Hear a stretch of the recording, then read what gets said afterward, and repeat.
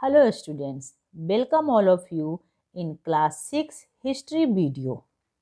In previous video, we have discussed about some objective questions and answers of chapter 7, Ashoka the emperor who gave up war of class 6 history. In this chapter, we will discuss some long questions and answers. Okay. Question number 1. Write the differences between a kingdom and an empire. The differences between a kingdom and empire are a kingdom. A kingdom was small. It included only few provinces.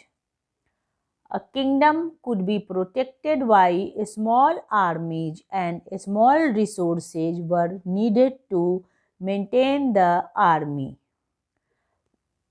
A kingdom ruled by a king. Less number of officials were needed to collect taxes. Whereas an empire was large, it included many provinces. An empire could be protected by large armies and large resources were needed to maintain the big armies. An empire was so large that different provinces were ruled by different heads, mostly relatives of the emperor as governors.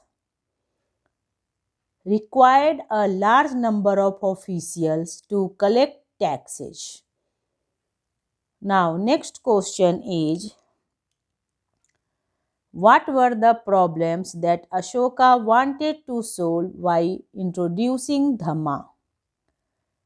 Good relations among all religions, killing of animals,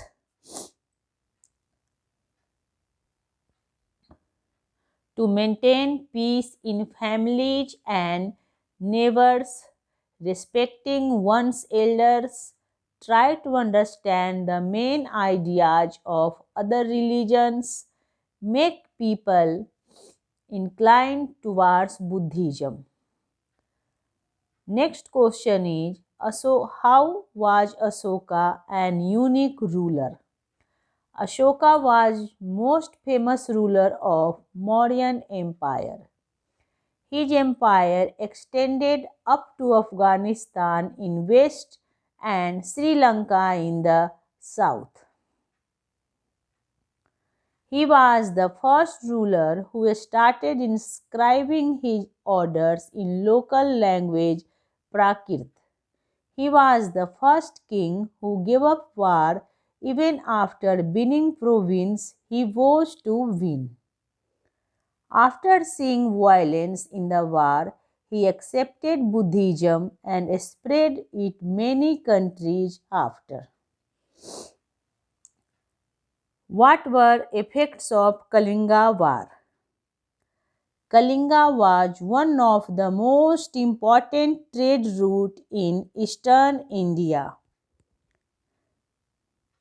Many Mauryan rulers tried to capture it but failed as the king ruling Kalinga was one of the bravest.